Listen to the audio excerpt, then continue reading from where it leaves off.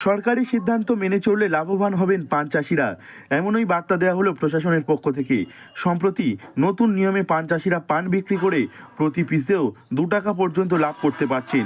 পশ্চিমবঙ্গ সরকারের কৃষিজ বিপণন দপ্তর পানের গুচিতে পানের সংখ্যা নির্ধারণ করার পর থেকে লাভবান হচ্ছেন কৃষকরা, কিন্তু এর মধ্যে কিছু চাষি সেই নিয়ম মানছেন না।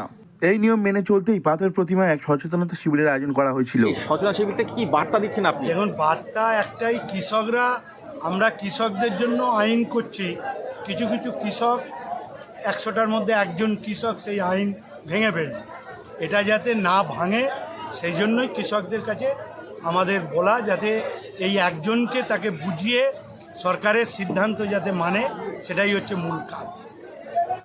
এই সচেতনতা শিবির থেকে কৃষিজ বিপণন দপ্তরের মন্ত্রী বেচারাম মান্না বার্তা দেন, যে সমস্ত কৃষকরা এই নিয়ম মানছেন না তাদেরকে অন্যান্য কৃষকদের বোঝাতে হবে, তবে এই সংখ্যাটা খুবই কম। দীর্ঘদিন ধরে পান চাষিদের বিভিন্ন দাবির মধ্যে অন্যতম দাবি ছিল গুচিতে পানের সংখ্যা নির্ধারণ করা হোক, আর এই দাবি নিয়ে রাজ্য কৃষিজ বিপণন দপ্তর একাধিক বৈঠকের পর সিদ্ধান্ত নেয় পানের গুচিতে পানের সংখ্যা হবে 50, অতিরিক্ত আরও 20টি পান দেওয়া যাবে। এই সিদ্ধান্ত নেওয়ার পর সমস্ত পান বিক্রেতাদের লাভ হচ্ছে। বর্তমানে আগে নিলামে পান ডাক হওয়ার পরে টাকা কম দেওয়ার প্রবণতা ছিল। আপনারা পান কত টাকায় কিনছেন? 120 টাকা। 120 টাকায়? হ্যাঁ, 120 টাকা। তো পান যখন কিনে নিয়ে আসার পরে এখানে হচ্ছে, তখন লাভ কীরকম হচ্ছে পার এক পিছু?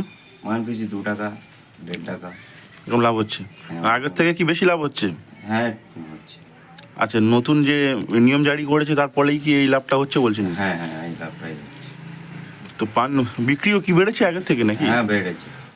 আগে পান চাষিরা আর্থিকভাবে ক্ষতির মুখে পড়তেন, তবে শেষ 2-3 বছর ধরে আলোচনার পর চূড়ান্ত সিদ্ধান্ত নেওয়া হয়েছে যে এক গুচিতে 70টা পান কৃষকরা দেবে ব্যবসাদার এবং আড়তদারদের। ব্যবসায়ীরা বা আড়তদাররা ওই 70টা গুছি অন্যত্র বিক্রি করতে পারবে, গুছি ভাঙা যাবে না। নিলামে যা ডাক হয়েছে সেই টাকা তাকে দিতে হবে।